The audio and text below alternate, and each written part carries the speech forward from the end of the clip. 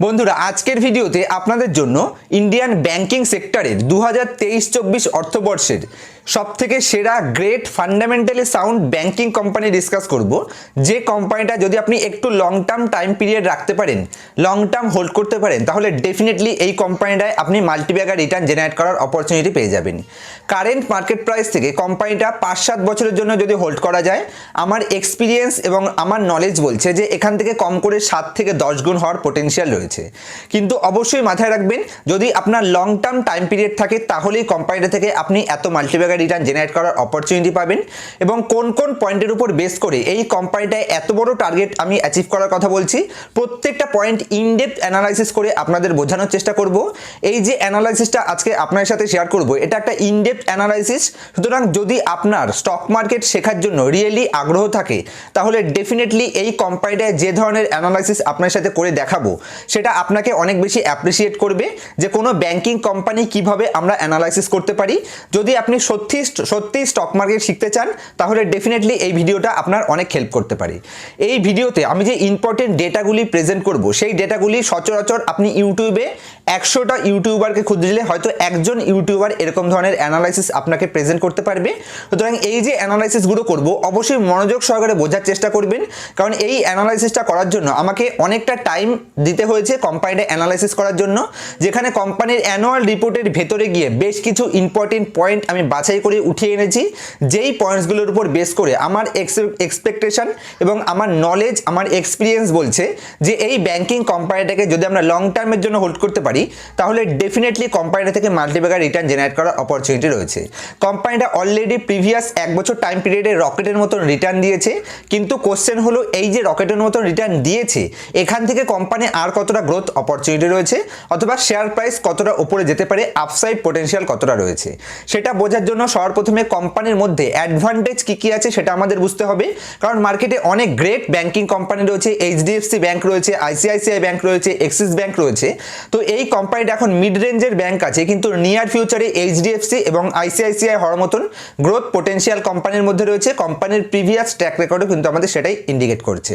চলুন কি important point আপনার সাথে শেয়ার করব, সেই পয়েন্টসগুলো এক এক করে আপনার সাথে ডিসকাস করব, এবং কিছু ইম্পর্টেন্ট পয়েন্ট আমি পাশে স্ক্রিনশট লাগানোর চেষ্টা করব, যেই স্ক্রিনশটগুলোর মাধ্যমে আপনাদের বুঝতে অনেক ইজি হয়ে যাবে। কিন্তু যদি এই চ্যানেলে আপনি নতুন থাকেন, তবে আপনাদের কাছে আমার দুটো রিকোয়েস্ট। পুরো ভিডিওটি দেখবার পরে যদি আপনাদের মনে হয় যে এই ভিডিওটা থেকে কিছুটা হলেও পজিটিভ নলেজ গেইন হয়েছে, তাহলে অবশ্যই ভিডিওটিকে লাইক করতে ভুলবেন না, কারণ এই একটি ভিডিও বানানোর জন্য আমাকে অনেক বেশি পরিশ্রম করতে হয়েছে। এবং যদি এই চ্যানেলে আপনি নতুন থাকেন এবং এই ধরনের অ্যাডভান্স লেভেল অ্যানালাইসিস সবার আগে দেখতে চান, তাহলে অবশ্যই চ্যানেলটিকে সাবস্ক্রাইব করে নেবেন এবং পাশে অল বাটনটি এবং বেল বাটনটিকে প্রেস করে দেবেন। ভিডিওটি ভালো লাগলে লাইক করতে কিন্তু ভুলবেন না, এটা আমার আপনাদের কাছে রিকোয়েস্ট। এবং ভিডিও দেখে চলে যাবেন না, তার সাথে সাথে চ্যানেলটিকে সাবস্ক্রাইব করবেন, এটা আমার রিকোয়েস্ট। কারণ আমাদের টোটাল কমিউনিটিটা যত বড় হবে, তখন আমরা লাইভ প্রোগ্রাম করতে পারবো, এবং 1-to-1 আপনাদের যত কমেন্ট থাকবে অন স্পটে সেই সমস্ত কনফিউশন দূর করার দায়িত্ব আমার থাকবে যখন চ্যানেলটা একটু বড় হয়ে যাবে। তো চলুন যে ব্যাংকিং কোম্পানিটা নিয়ে ডিসকাস করছি, কোম্পানির নাম IDFC ফার্স্ট ব্যাংক। এবং IDFC ফার্স্ট ব্যাংক অলরেডি আমাদের 100%-এর বেশি রিটার্ন দিয়ে দিয়েছে, কিন্তু এখান থেকেও মাল্টিব্যাগার রিটার্ন দেওয়ার পোটেনশিয়াল কোম্পানির মধ্যে কেন রয়েছে, কোন কোন পয়েন্টের উপর বেস করে এত বড় কথা বলছি, প্রত্যেকটা পয়েন্ট আপনার সাথে ডিসকাস করার চেষ্টা করছি। এটা প্রত্যেকটা যে পয়েন্ট ডিসকাস করব, সবগুলো এক্সট্রা অর্ডিনারি অ্যাডভান্টেজ, মানে এক্সট্রা অর্ডিনারি অ্যানালাইসিস। তো সবার প্রথমে আমি কিছু ডেটা আপনার সামনে প্রেজেন্ট করতে চাই, যেখানে যদি আপনি এই কোম্পানির ডিপোজিট অ্যান্ড বড়োয়িং দেখেন, ডিপোজিট এবং বড়োয়িং যে কোনো ব্যাংকিং কোম্পানির জন্য সবথেকে ইম্পর্টেন্ট কয়েকটা বিষয়ের মধ্যে একটা। যেখানে এই IDFC ফার্স্ট ব্যাংকের ডিপোজিট এবং বড়োয়িংয়ের কথা বলতে গেলে আমি একটু পেছন দিক থেকে স্টার্ট করছি। যদি আপনি ব্যাংকিং কোম্পানিটার কাসা রেশিও দেখেন, কাসা রেশিও কি একবার ক্লিয়ার করে দিই, কোনো ব্যাংকিং কোম্পানি যতটা পরিমাণ টাকা রিটেলার্সদের কাছ থেকে, মানে যেটা আমরা সেভিংস অ্যাকাউন্ট এবং কারেন্ট অ্যাকাউন্টে রাখি, সেটাকে বলা হয়ে থাকে কাসা রেশিও। কাসা রেশিও বেশি হলে তার পজিটিভ সাইন কি থাকে, যে মানে কোম্পানি তত কম কস্টে পয়সাটা বড় করতে পারছে, এবং যত কম কস্টে বড় করতে পারবে তারা কিন্তু তত বেশি প্রফিট জেনারেট করতে পারবে কর্পোরেট লোন প্রোভাইড করে, যে কারণে কাসা রেশিও খুবই ইম্পর্টেন্ট পয়েন্ট। এবং যদি কাসা ডিপোজিটটা দেখি, ভালো করে বোঝার চেষ্টা করবেন আমি কি বোঝাতে চাইছি। কাসা ডিপোজিট রয়েছে 2022-এর মার্চে যদি আপনি দেখতেন সেটা ছিল টোটাল অ্যামাউন্ট হিসেবে 51,170 কোটি টাকা, এবং রিসেন্টলি এটা বাড়িয়ে কোম্পানি করেছে 71,983 কোটি টাকা। যদি আমরা পার্সেন্টেজ ওয়াইজ দেখি তাহলে 41% year on year growth company দেখাচ্ছে, এবং 41% কাসা রেশিও গ্রোথ, মানে সুপার গ্রেট, ফার্স্ট ক্লাস। এবং এখানে যদি আপনি টোটাল কাস্টমার ডিপোজিট গ্রোথ দেখেন, যেটা 47% কাস্টমার ডিপোজিট গ্রোথ রয়েছে, যেটা 47%। এবং যদি আমরা অ্যামাউন্ট হিসেবে দেখি তাহলে 2022-এ মার্চে কোম্পানির টোটাল কাস্টমার ডিপোজিট ছিল 93,214 কোটি টাকা, সেখান থেকে ইনক্রিজ করে 1,36,812 কোটি টাকাতে কোম্পানি নিয়ে গেছে। 47% year on year growth company এখানে দেখিয়েছে। এবং এখানে সবথেকে ইম্পর্টেন্ট বিষয় হলো এই যে আমি কাসা এবং টোটাল যে আমি কাস্টমার ডিপোজিট দেখালাম, টোটাল কাস্টমার ডিপোজিট কত বেড়েছে? 47% ইনক্রিজ হয়েছে গ্রোথটা। কিন্তু এইখানে সবথেকে ইম্পর্টেন্ট বিষয় হচ্ছে ইনফ্রা সেগমেন্ট থেকে অথবা কোম্পানি লং টার্ম বন্ড থেকে কিন্তু সব থেকে কম পয়সা উঠিয়েছে।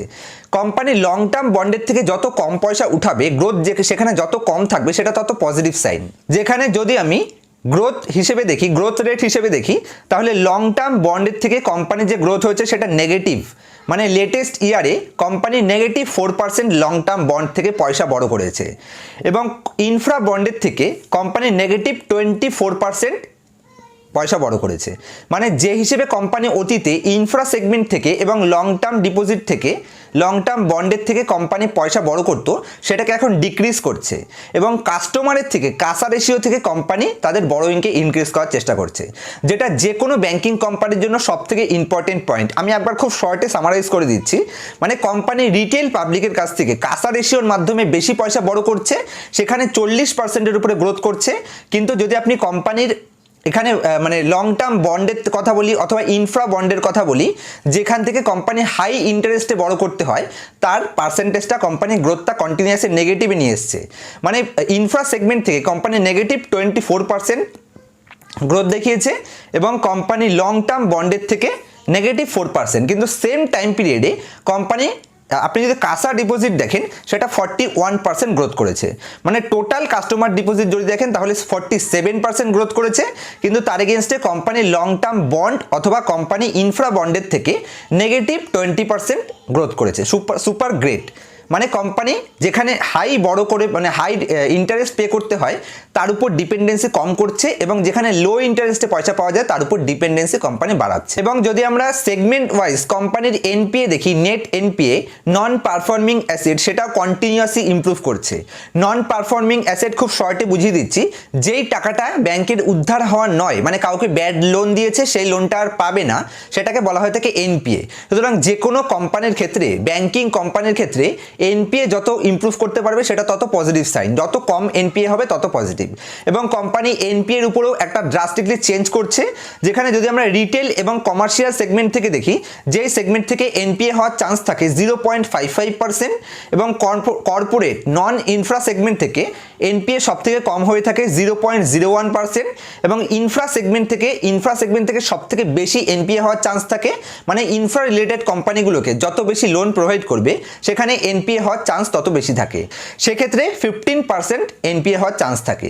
এবং কোম্পানি এখানে ইনফ্রা সেগমেন্ট থেকে পয়সা ওঠাতে গেলে, কোম্পানিকে যতটা ইনফ্রা বন্ডের থেকে পয়সা ওঠাতে গেলে যতটা কস্ট দিতে হয়, সেই কস্টের উপর কোম্পানি ডিক্রিজ করছে। মানে ইনফ্রা বন্ডের থেকে পয়সা না তুলে কোম্পানি রিয়েল কাস্টমারের থেকে, মানে আপনার আমার মতন কাসা রেশিওর মাধ্যমে পয়সা উঠাচ্ছে।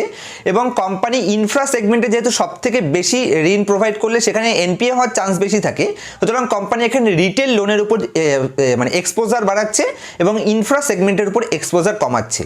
মানে কোম্পানি তার ব্যালেন্স শিটকে তো ইনক্রিজ করছেই করছে, তার সাথে সাথে কোম্পানি যেখান থেকে পয়সা ওঠাতে পারলে সব থেকে সস্তা পয়সা ওঠানো যাবে সেটার উপর ফোকাস করছে, এবং যেখানে লোন দিলে পরে সব থেকে কম এনপিএ হবে তার উপর কোম্পানি ফোকাস করছে।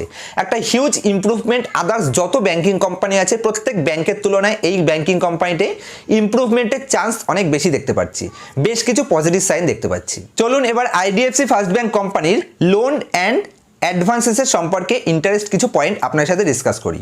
যেখানে কোম্পানির লোন এবং অ্যাডভান্স সম্পর্কে যদি বেশ কিছু ইম্পর্টেন্ট পয়েন্ট ডিসকাস করতে হয়, তাহলে আমাকে সেগমেন্ট ওয়াইজ কোম্পানি কতটা ঋণ উপর ডিপেন্ড করছে, কোন সেগমেন্ট থেকে কতটা ঋণ দিয়ে থাকে, সেটা সবথেকে ইম্পর্টেন্ট বিষয়। যেখানে কোম্পানি যদি আমরা হোম লোন দেখি, হোম লোন কোম্পানি 2022-এর মার্চে টোটাল দিয়েছিল 14,106 কোটি টাকা, সেটাকে নেক্সট এবার লেটেস্ট মার্চে ইনক্রিজ করে 19,552 কোটি টাকাতে নিয়ে গেছে। যদি আমরা গ্রোথ রেট দেখি, ইয়ার অন ইয়ারে কোম্পানি 39% গ্রোথ দেখাচ্ছে এবং কোয়ার্টার অন কোয়ার্টার বেসিসে কোম্পানি 10% গ্রোথ দেখাচ্ছে, সুপার গ্রেট ফার্স্ট ক্লাস। এবং যদি আমরা লোন এগেনস্ট ডিপোজিট দেখি, মানে কোনো কিছু ডিপোজিট রেখে তার এগেনস্টে যদি আপনি লোন নিতে চান, সেক্ষেত্রে কোম্পানির গ্রোথ রেট আছে 3%, যেটা 2022-এ 18,142 কোটি টাকা দিয়েছিল, এবার সেটাকে ইনক্রিজ করে 20,199 কোটি টাকা দিয়েছে, যেটা ইয়ার অন ইয়ার গ্রোথ হিসেবে যদি আপনি দেখেন তাহলে 11% গ্রোথ আছে এবং কোয়ার্টার অন কোয়ার্টার বেসিসে 3%। এবং যদি আপনি হুইলার্স, 2 হুইলার্স, 4 হুইলার্স মানে গাড়ির ক্ষেত্রে যদি আপনি লোন দেখেন, যেটা ইয়ার অন ইয়ার বেসিসে কোম্পানি 53% গ্রোথ দেখিয়েছে এবং কোয়ার্টার অন কোয়ার্টার বেসিসে 7% গ্রোথ দেখিয়েছে। এবং আমরা যদি রুরাল ফিনান্স সেগমেন্ট দেখি, যেখানে কোম্পানি 48% ইয়ার অন ইয়ার বেসিসে ইনক্রিজ দেখিয়েছে এবং কোয়ার্টার অন কোয়ার্টার বেসিসে 18% ইনক্রিজ দেখিয়েছে। এবং যদি আমরা রিটেল, কোম্পানি এখানে রিসেন্টলি দুটো ইমপ্রুভমেন্ট করেছে, রিসেন্ট বিজনেস অ্যাড করেছে, যেটা ডিজিটাল গোল্ড এই ধরনের লোন প্রোভাইড করছে এবং ক্রেডিট কার্ড সেটা হিউজ পরিমাণে ইনক্রিজ করছে, যেখানে ডিজিটাল গোল্ড আদার্স থেকে কোম্পানি ইয়ার অন ইয়ার বেসিসে 50% গ্রোথ দেখিয়েছে এবং কোয়ার্টার অন কোয়ার্টার বেসিসে 5% গ্রোথ কোম্পানি দেখিয়েছে। এবং যদি আমরা ক্রেডিট কার্ড সেগমেন্ট থেকে দেখি, তাহলে 74% ইয়ার অন ইয়ার গ্রোথ দেখিয়েছে এবং 12% company quarter on quarter growth দেখিয়েছে। এবং এই দুটো সেগমেন্টে কোম্পানি রিসেন্টলি এন্ট্রি নিয়েছে, মানে হিউজ পরিমাণে ইমপ্রুভমেন্ট স্টার্ট করেছে, হিউজ পরিমাণে মার্কেটিং স্টার্ট করেছে, যে কারণে ক্রেডিট কার্ড সেগমেন্ট থেকে 74% গ্রোথ ইয়ার অন ইয়ার বেসিসে কোম্পানি দেখাতে পেরেছে। এবং কোম্পানি গোল্ড লোন যেটা আমরা দিয়ে থাকি, গোল্ড লোন, ডিজিটাল লোন, তার উপর হিউজ ফোকাস করে কোম্পানি 50% গ্রোথ এখানে দেখিয়েছে, খুবই ইমপ্রুভমেন্ট এখানে দেখাচ্ছে।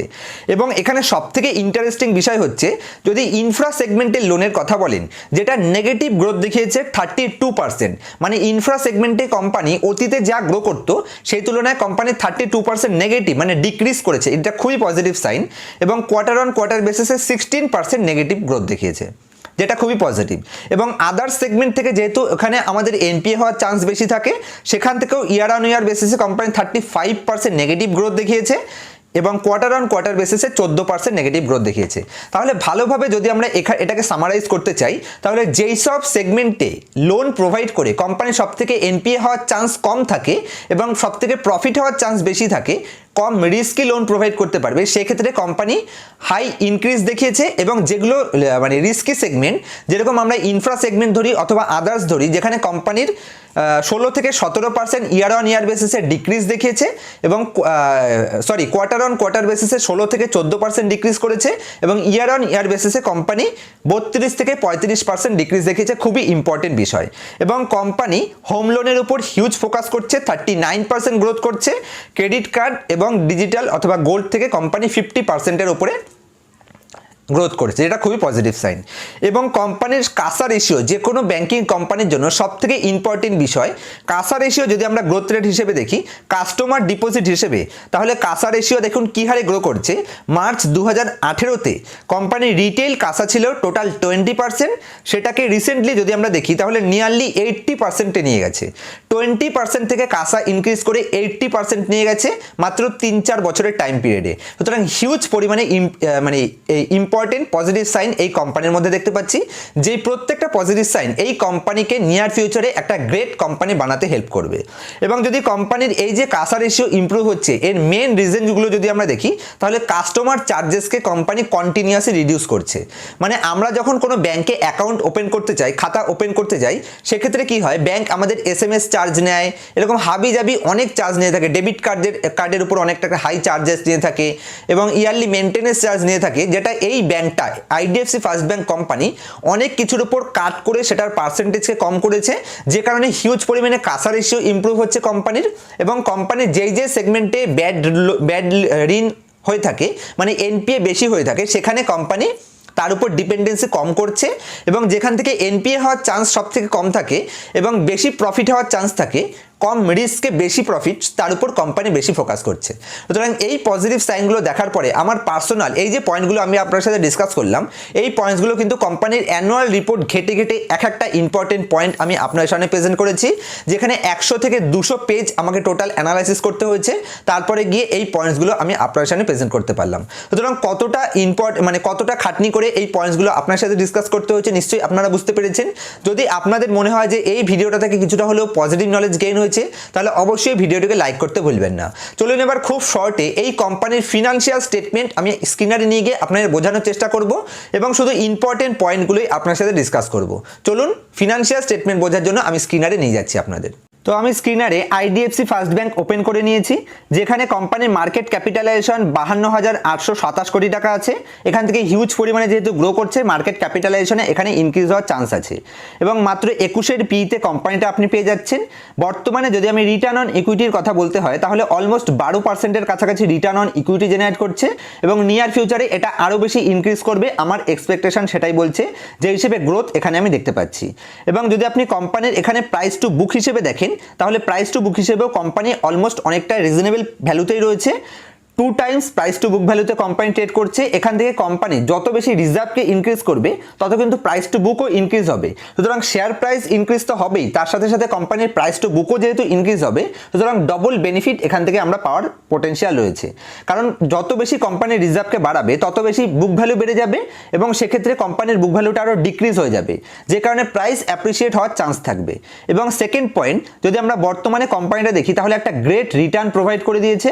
আমি আপনাদের সাজেস্ট করব, যদি লং টার্ম ভিউ থাকে তবেই এই কোম্পানিতে এন্ট্রি নেওয়া যায় এবং বর্তমান প্রাইসে তো কোনো মতেই এন্ট্রি নেওয়া যাবে না। যদি এই শেয়ারটা কিছুটা ডাউনে আসে, তাহলে পরে আপনি ইনভেস্টমেন্ট অপরচুনিটি পাবেন, তা না হলে যারা অনেক অতীতে ইনভেস্ট করে রেখেছে তারা কোনো মতেই প্রফিট বুকিং করার চেষ্টা করবেন না, কারণ এই কোম্পানিতে কিন্তু আপনি মাল্টিব্যাগার হওয়ার পোটেনশিয়াল কোম্পানির মধ্যে রয়েছে। সুতরাং প্রফিট বুকিং করার জন্য তাড়াহুড়া করবেন না এবং এন্ট্রি নেওয়ার জন্য তাড়াহুড়া করবেন না। একটু টাইম দিন, যত ডাউনে আসবে, যদি কোনো মতে কারেকশন আসে, 5% 10% ডাউনে আসে, তখন এন্ট্রি নেওয়ার কথা ভাববেন এবং শর্ট টার্মের জন্য এন্ট্রি নেওয়ার কথা ভাববেন না। লং টার্ম যদি হোল্ড করতে পারেন তবেই এন্ট্রি নেওয়ার কথা ভাববেন। তো আমি যদি প্রফিট অ্যান্ড লস স্টেটমেন্টে চলে যাই, কোম্পানির ইয়ারলি বেসিসে টপ লাইন এবং বটম লাইন দেখি, তাহলে 2017তে কোম্পানির রেভিনিউ করেছিল 8,578 কোটি টাকা। সেটা কন্টিনিউয়াসলি ইনক্রিজ করে লেটেস্ট মার্চ 2023-এ 22,728 কোটি টাকা দেখিয়েছে এবং প্রিভিয়াস ইয়ারে যেটা ছিল 17,000 কোটি টাকা, সেটাকে 22,000 কোটি টাকাতে নিয়ে গেছে। ফার্স্ট ক্লাস গ্রোথ কোম্পানি এখানে দেখাচ্ছে। এবং যদি আমরা এখানে কোম্পানির নেট প্রফিট দেখি, তাহলে কোম্পানির নেট প্রফিট 1,000 কোটি টাকা থেকে ইনক্রিজ করে এখানে 2,485 কোটি টাকাতে নিয়ে গেছে। Super great. মাঝখানে 2 বছর এখানে নেগেটিভে গেছিল, কিন্তু তারপর কন্টিনিউয়াসলি ইনক্রিজ করে company highest ever net profit 2,485 কোটি টাকা এখানে পোস্ট করেছে। এবং যদি আপনি কোম্পানির এখানে কম্পাউন্ডেড সেলস গ্রোথ এবং কম্পাউন্ডেড প্রফিট গ্রোথ দেখেন, দুটোই সুপার গ্রেট এবং কোম্পানির রিটার্নও কিন্তু সুপার গ্রেট দিয়েছে। সুতরাং শর্ট টার্মের জন্য যদি এন্ট্রি নেওয়ার কথা ভাবেন, তাহলে আমি আপনাকে সাজেস্ট করবো যে আপনি ভুল ডিসিশন নিচ্ছেন। যদি লং টার্ম টাইম পিরিয়ডে হোল্ড করার মতন পোটেনশিয়াল থাকে, ধৈর্য থাকে, তাহলে ডিসকাউন্টে আসে তখনই এন্ট্রি নেওয়ার চেষ্টা করবেন এবং পোর্টফোলিওতে থাকলে পরে কোনো মতেই তাড়াহুড়ো করবেন না এক্সিট করার। এবং এখানে রিটার্ন অন ইকুইটি যদি আমরা দেখি, তাহলে একটা ফার্স্ট ক্লাস ইমপ্রুভ এখানে আমি দেখতে পাচ্ছি। 5 বছরে যেটা নেগেটিভ 2% ছিল, সেটা লেটেস্ট 3 বছরে 5% হয়েছে এবং লাস্ট ইয়ারে এটা ইনক্রিজ হয়ে 12%-এ চলে এসেছে। সুপার গ্রেট পজিশনে কোম্পানিটা আমি দেখতে পাচ্ছি। এবং যদি আপনি এখানে শেয়ার হোল্ডিং প্যাটার্নে চলে আসেন, তাহলে কোম্পানির শেয়ার হোল্ডিং প্যাটার্নে প্রোমোটারের কাছে 40% স্টেক ছিল, এখনও 40%ই স্টেক রয়েছে। এবং যদি আমরা এফআইআই স্টেক দেখি, যেটা এফআইআর কাছে মাত্র 11% স্টেক ছিল, সেটা তারা ইনক্রিজ করে 19% স্টেকে নিয়ে এসছে। এবং পাবলিকের কাছে যেটা 4% স্টেক ছিল, সেটা ডিক্রিজ হয়ে 4.6% স্টেক ছিল, সেটা অলমোস্ট 4%, মানে 0.6% ডিক্রিজ হয়েছে। এবং এখানে ডিআইআই যতটা বিক্রি করেছে এবং পাবলিক যতটা বিক্রি করেছে, সবটুকু অ্যাবজর্ব করেছে এখানে এফআইআই এই কোম্পানিটার উপর হিউজ পরিমাণে বুলিশ।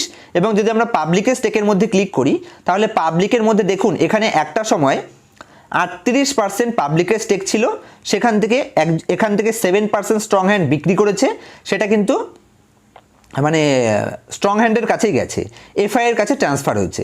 সুতরাং প্রত্যেকটা পজিটিভ সাইন এখানে আমি দেখতে পাচ্ছি, যেই পজিটিভ সাইন একটা কোম্পানির শেয়ার প্রাইসকে অ্যাপ্রিসিয়েট করার জন্য দরকার। যদি এরকম অ্যাডভান্স লেভেলের অ্যানালাইসিস আপনি আমার সাথে পার্সোনাল ক্লাসের মাধ্যমে নিতে চান, শিখতে চান যে কিভাবে আমরা গ্রেট কোম্পানি বাছাই করতে পারি, কিভাবে মার্কেট টপে আছে অথবা বটমে আছে, কিভাবে আমরা সেটাকে প্রেডিক্ট করতে পারি, এই প্রত্যেকটা ইম্পর্টেন্ট পয়েন্ট যদি আপনার অ্যাডভান্স লেভেলের ফান্ডামেন্টাল অ্যানালাইসিস অনলাইন ক্লাসের মাধ্যমে শিখতে চান, যেটা আমরা গুগল মিটের মাধ্যমে শিখিয়ে থাকি, তাহলে আমার সাথে কন্ট্যাক্ট করার চেষ্টা করতে পারেন। আমার কন্ট্যাক্ট নাম্বার এখন আপনার স্ক্রিনের উপর দেখতে পাচ্ছেন। তো বন্ধুরা, আমি মনে করছি যে আজকের ভিডিওতে আইডিএফসি ফার্স্ট ব্যাংক কোম্পানিটা বাছাই করার পেছনে কী রিজন আছে, প্রত্যেকটা পয়েন্ট আমি আপনাদের ইনডেপথ অ্যানালাইসিসের মাধ্যমে বোঝাতে পেরেছি। তারপরও 10 কথার এক কথা, অনেকেই জানি কমেন্ট করবে যে এটা থেকে এখন এন্ট্রি নেওয়া যায় কিনা, সেজন্য আরও একবার আপনাদের সমস্ত কনফিউশন দূর করার জন্য ডিটেল বলে দিচ্ছি খুব সহজ ভাষায়।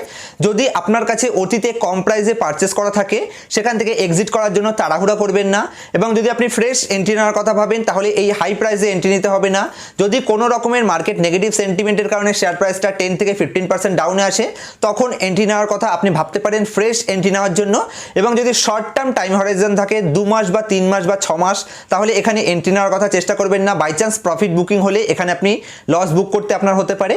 এবং আমাদের স্ট্র্যাটেজি, আমরা যেই স্ট্র্যাটেজিতে ইউজ করি, স্টকে ইনভেস্ট করি, সেক্ষেত্রে আমাদের ডিকশনারিতে যেহেতু কোনো স্টপ লস কনসেপ্টই নেই, সে কারণে আমরা এই হাই প্রাইসে এন্ট্রি নেব না। কিন্তু যদি প্রাইস ডাউনে আসে এবং লং টার্ম টাইম পিরিয়ডে যদি আমি হোল্ড করার পোটেনশিয়াল আমার মধ্যে থাকে, ধৈর্য থাকে, তাহলে ডেফিনেটলি যদি একটু কারেকশন হয়, আমরা এন্ট্রি নেওয়ার কথা ভাবতে পারি। আজকের মতো এই অবধি, দেখা হবে নেক্সট ভিডিওতে কোনো ইনফরমেটিভ টপিকের সাথে। ততক্ষণ পর্যন্ত হ্যাপি ইনভেস্টিং, হ্যাপি ট্রেডিং।